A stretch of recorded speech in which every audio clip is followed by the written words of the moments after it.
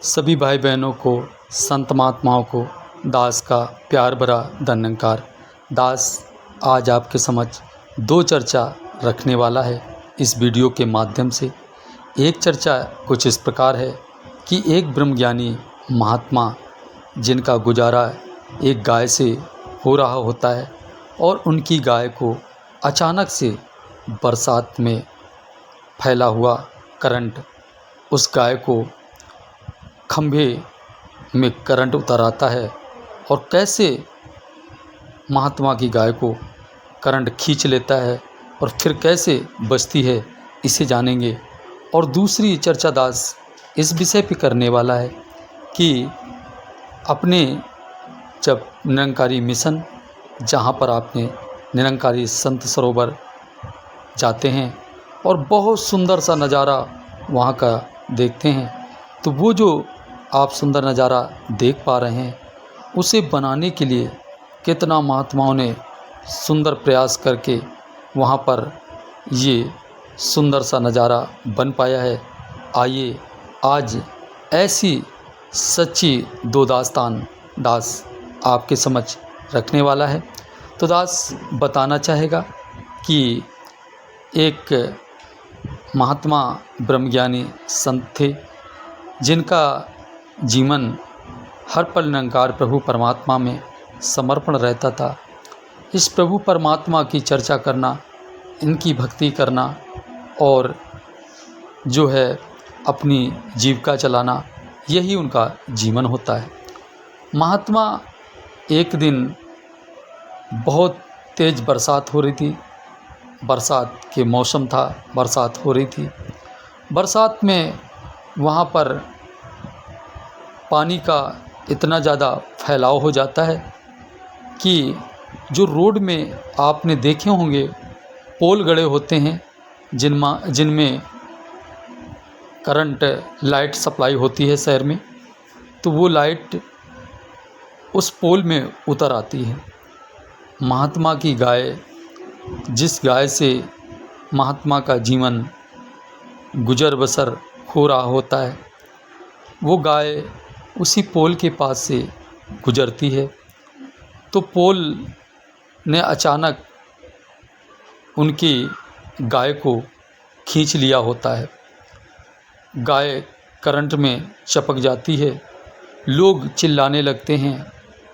तो ये बात महात्मा के कानों तक पहुंचती है कि आपकी गाय पोल ने खींच ली है। आप विचार करो महापुरुषों, जब ये बात महात्मा को पता चलती है, जिस गाय से उनका गुजारा हो रहा था, दूध वाली गाय थी, उस गाय को करंट ने खींच लिया हो तो महात्मा के दिल में क्या बीतेगी। महात्मा ने कुछ दूसरा सहारा नहीं पकड़ा कि पहले हम पोल के पास जाएं, गाय को छुड़ाएं या लोगों की मदद लें। ऐसा प्रयास महात्मा ने किया ही नहीं। सीधा महात्मा बता रहे थे कि वो गाय की तरफ से मुख घुमाते हैं और निरंकार की तरफ सीधा केंद्रित हो जाते हैं। जैसे निरंकार प्रभु परमात्मा में केंद्रित होते हैं महात्मा कह रहे थे, बस इन हजूर के समक्ष दास ने आंसू गिराए और अरदास करनी चालू कर दी कि मेरे शहंशाह इस गाय को बचा पाऊँ, ये मेरी औकात नहीं, और तू ये सफल ना कर पाए कार्य, इतना तू लाचार नहीं। ऐसी अरदास इस निरंकार प्रभु परमात्मा के समक्ष महात्मा रख रहे होते हैं कि पल भर लगता है करंट ने गाय को छोड़ दिया, उसी पल लाइट ही चली जाती है।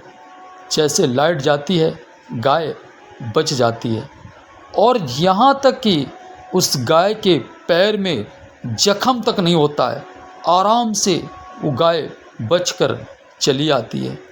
जबकि उसी पोल पर न जाने कितने जानवर चपक कर मर चुके होते हैं, लेकिन महात्मा के जो अडिग विश्वास ने सतगुरु पर उन्होंने विश्वास जताया और सतगुरु बाबा जी ने भी उन्हें निराश नहीं किया, उनके सुमिरन को सुना और उनकी गाय उन्हें वापस दे दी और महात्मा खुशी से अपनी गाय को अपने घर में लाते हैं और फिर से उनका जीवन सुखी हो जाता है। तो दास कहना चाह रहा है कि अगर शहंशाह चाहें तो क्या नहीं कर सकते हैं। तो दास ऐसी ही एक सच्ची घटना ही मान लीजिए कि उस समय जब अपने देश में गेहूं की फसल होती ही नहीं थी, गेहूं खाने के लिए बाहर से आता था, जिसकी रोटियां काली काली सी बनती थीं। उस गेहूं की फसल को देखने जब सद्गुरु बाबा गुरबचन सिंह जी के द्वारा उगाई गई फसल को देखने दूर दूर के लोग आते हैं, तो आइए सुनते हैं कितने प्रयास के बाद वहाँ पर ये सुंदर सा नज़ारा देखने को मिलता है। सभी भाई बहनों और संत महात्माओं, दास आपको बताना चाहेगा कि महात्मा निरंजन सिंह जी समर्पित महात्मा होते हैं, जिन्हें सद्गुरु बाबा गुरबचन सिंह जी के आदेशानुसार एक सेवा मिलती है जो लेखा जोखा विभाग में मिलती है। कुछ दिन वो सेवा वहाँ पर करते हैं। इसके बाद उन्हें समागम ग्राउंड सरोवर में उन्हें मैनेजर के पद में सेवा करने का अवसर मिलता है।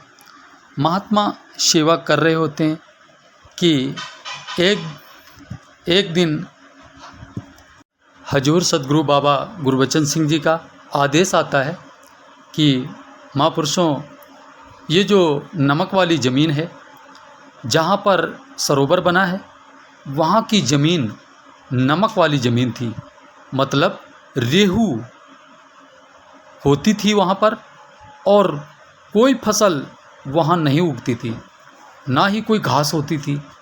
तो हजूर बाबा जी ने कहा कि यहाँ पर जंगली घास लाकर पूरी जो नमक वाली ज़मीन है इसमें वो घास डाल दीजिए। सभी महात्मा हजूर बाबा जी के आदेश का पालन करते हैं और बड़ी मुश्किल से जंगली वाली घास को ढूंढ कर लाते हैं और उस ज़मीन पर वो घास फैला दी जाती है। जब उस ज़मीन पर घास को डाल दिया जाता है तो ये बात हजूर सद्गुरु बाबा गुरबचन सिंह जी को पता चलती है कि वहाँ पर घास पड़ चुकी है। तो बाबा जी फिर आदेश देते हैं कि अब यहाँ पर जो नाले वाला पानी होता है, टैंक, सीवर टैंक वाला, उस पानी को इस ज़मीन पे छोड़ दिया जाए। तो महात्मा सभी अपना प्रयास करना आरंभ करते हैं। तो अब महात्मा निरंजन सिंह जी अकेले तो नहीं कर सकते थे, तो उन्होंने कुछ महात्माओं का सहारा लिया। यशपाल सिंह जी, दलवीर सिंह जी और महात्मा थे सहयोगी, जिनके सहयोग से नाला बनाया जाता है और नाला बनने के बाद वहाँ पर पानी उस ज़मीन पे छोड़ दिया जाता है। कुछ दिन जब पानी चलता रहता है तो वो घास सड़ जाती है और कुछ ज़मीन वो उपजाऊ बन जाती है। तभी एक सत्संग होता है। उस सत्संग में एक विषय को लेकर वहाँ पर चर्चा की जाती है कि सारी धरती को हमें गुलजार बनाना है और सभी तक इस प्रभु परमात्मा का हमें मैसेज पहुंचाना है, इस निरंकार को जनाना है सबको। ऐसा सभी महात्मा आपस में चर्चा कर रहे होते हैं। ये चर्चा होने के बाद वहाँ पर हजूर सद्गुरु बाबा गुरबचन सिंह जी के द्वारा महात्माओं को 1 किलो बीज दिया जाता है कि इस बीज को ले जाकर उस ज़मीन पर बो दीजिए। महात्मा बीज लाते हैं और उस ज़मीन पर बो देते हैं। जैसे ही उस ज़मीन पर ये बीज बोया जाता है, तो इस बीज का नाम बाबा सतगुरु बाबा गुरबचन सिंह जी के द्वारा इसका नाम कल्याण रखा जाता है। बीज को बोने के बाद उससे जो सुंदर सी लहराती हुई फसल तैयार होती है, तो बताते हैं संत महात्मा सभी भाई बहनों महापुरुषों कि उस फसल को देखने के लिए अधिकारी, वीडियो और दूर दराज के गांव के लोग सभी उस फसल को देखने आते हैं। इतनी सुंदर फसल उगाई गई थी। तो महात्मा ये भी, जैसे दास ने पहले बताया कि उस समय गेहूँ अपने देश में होता ही नहीं था, बाहर से वो गेहूँ का बीज मंगाया गया था। जब खाने के लिए बाहर से गेहूँ आता था तो बीज बोने के लिए भी तो बाहर से ही आया होगा। तो उस समय असंभव काम को संभव करने वाले सतगुरु बाबा गुरबचन सिंह जी थे। इस बात से ये पता चलता है, जो आने वालों की जो संख्या थी उससे ये पता चलता है कि ये दुर्लभ कार्य उस समय किया गया था सतगुरु बाबा गुरबचन सिंह जी के द्वारा। तो दास कहना चाहेगा महापुरुषों कि जैसे संत महात्मा कहते हैं कि तो दास और अधिक शब्दों का सहारा नहीं लेगा दास, बस दास यही कहना चाहेगा कि इस निरंकारी मिशन को बनाने में कितना महात्माओं का योगदान रहा है, किस किस तरह के प्रयास कर कर ये सुंदर सा नज़ारा आज तैयार किया गया है मानव कल्याण के लिए। तो अंत में सबके भले की कामना करते हुए कि सबका भला करो भगवान, सबका सब विधि हो कल्याण, प्यार से कहिए प्यारियों, धन निरंकार जी।